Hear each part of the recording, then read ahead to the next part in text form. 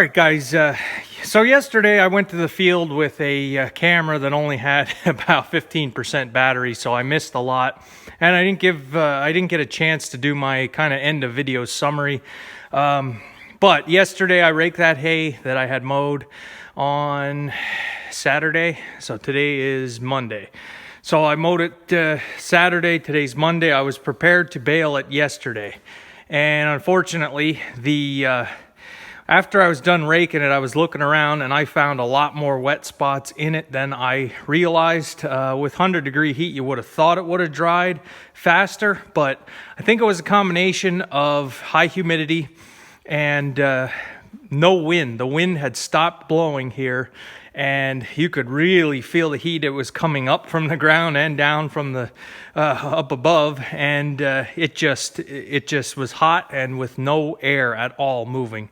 I mean, it was that calm, and it was just hot. So I didn't really want to be out raking and tedding trying to force it to dry yesterday, especially when today there's no chance of rain. So, well, there is, but it's like 9 o'clock tonight. So I have all that hay raked and a lot more air moving today and a lot of heat. So I'm going to go and go up there and start baling this stuff.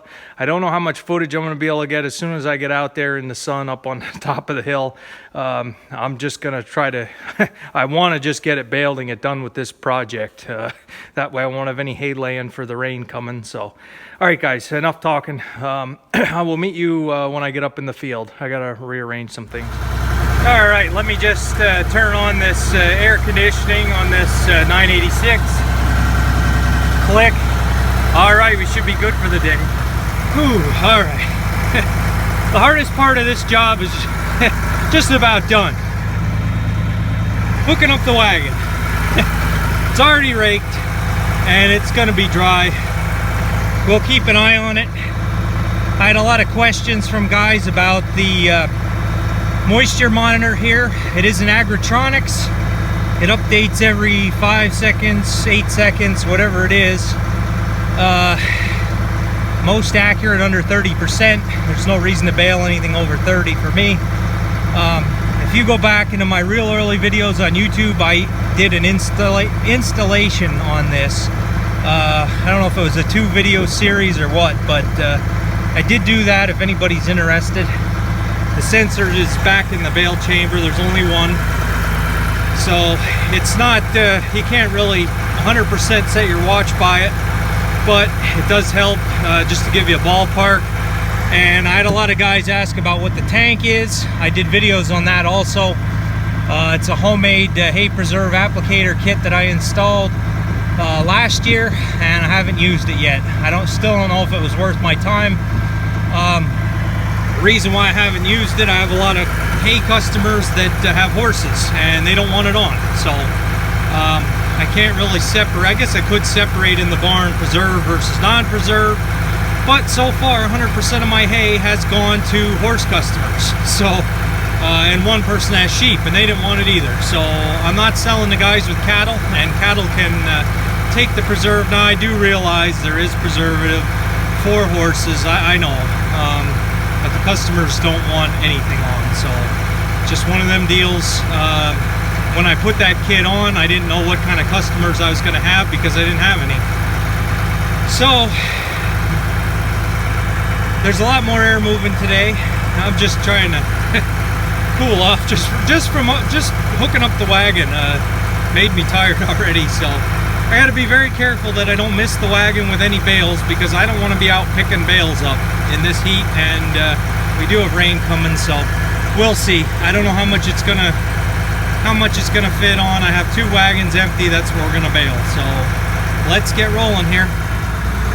All right, too dry. 8%.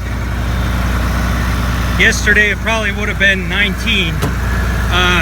What a difference that air makes. And I didn't even get 10 feet, maybe a little more, 50 feet. And my bale thrower put a bale, let me get up here, through the back, and it ripped this is only tied shut with baler twine. So let me tie this shut and turn the Man, I have one laying out there now. I gotta turn down the bale thrower a little bit. I don't need to send it through the wagon. All right, so I'm stopped here to the point where the bales are falling out the front of the wagon. So gotta get out and stack them around. Hopefully I can get to the end of the field. It's gonna give a little more maybe than I thought, but we'll see. So I am getting some readings up to 14%, so it's not all down in the 8%. I know it's dry. This is dry hay, so I'm gonna keep going here. So it's pretty much universal on YouTube. A lot of the farmers here say that you just can't see steepness on a hill on camera. So every once in a while I'll talk about the hills and somebody will say that's not a hill, I am on hills. Well, that's fine. I wouldn't doubt there's people that farm harder hills than I do. It's just hard to see how this tractor is leaning on the hill right now.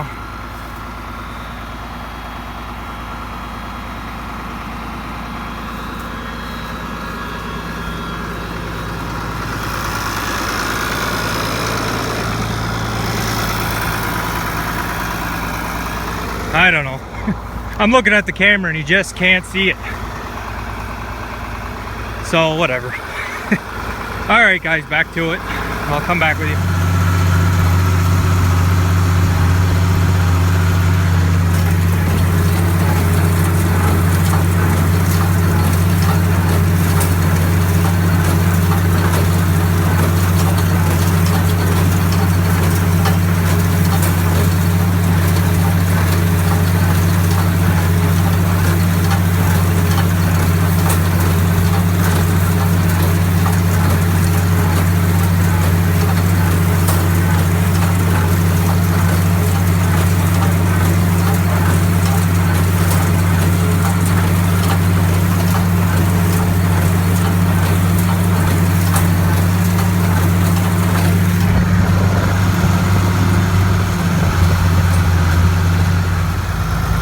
All right, so our second wagon's full. 1,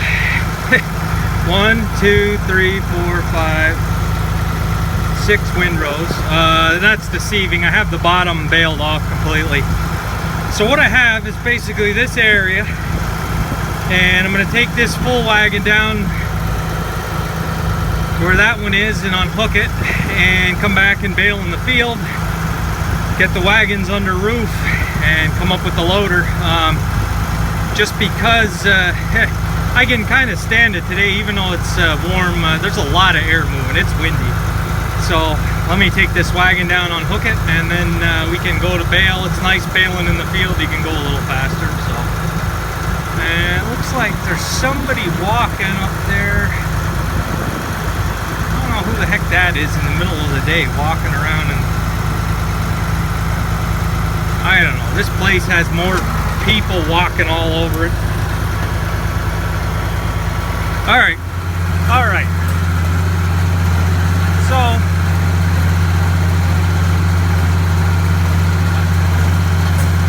when baling in the field like this,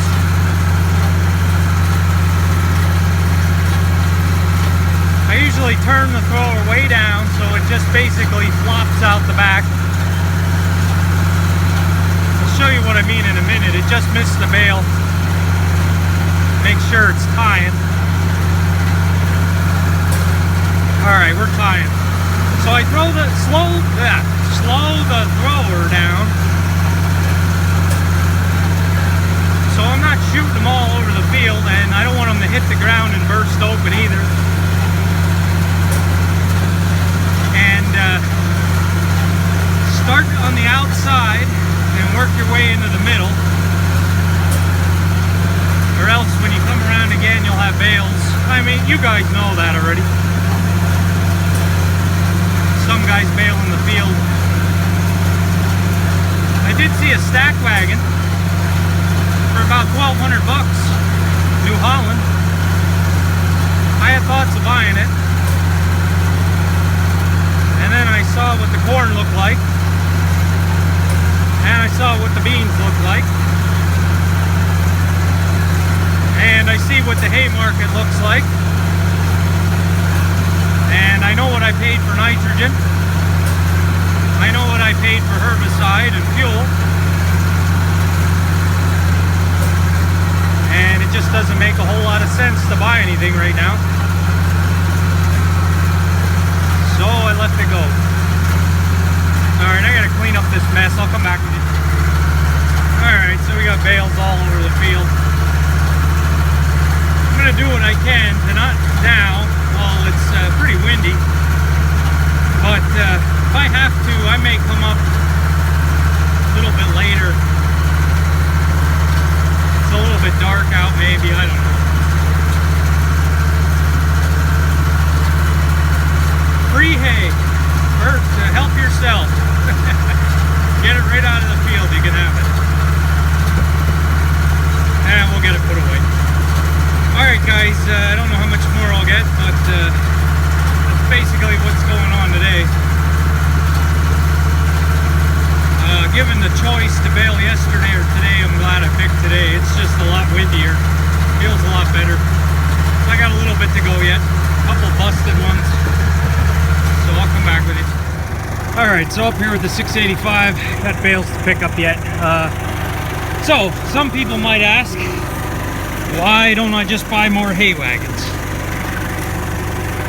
Well, I have definitely given that some consideration. And basically my answer to buying more hay wagons is I'm trying to get out of the hay business, not make more. I just want enough to serve the customers I have, because if you looked at a pie chart of income, hay is going to be it's probably the smallest sliver, and yet it takes the majority of my time. And that's not to complain as far as me not selling large volumes of hay. I could really push it and take it to auctions and all that kind of stuff. But usually when the weather is favorable, like it was this year and like it was last year, people aren't hurting for hay. It's everywhere. Everybody's getting more per acre with all the rain and the good weather, so this is not good hay, so this is going to be hard to sell. I should have a mind to just rotocut this. Alright, I gotta go down this steep hill. I don't want to get pushed down, so what the heck, we'll do it live. Take it down in the low. I think it was low 3. I want a gear that's going to go fast enough that it's not going to start pushing right away. And I want a gear that's low enough that it's not going to rev the engine. But I learned to come over this way a little bit. And then cut across here. Oh, this is heavy. This could go bad.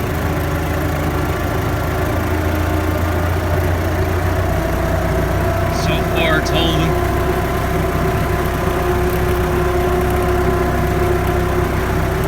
So yeah, I'm not looking to make any more hay, I'm looking to make less. So the other thing is, hay wagons, they're hard to find them at a decent price. I see a lot of $1,000 wagons and they're pretty well junk.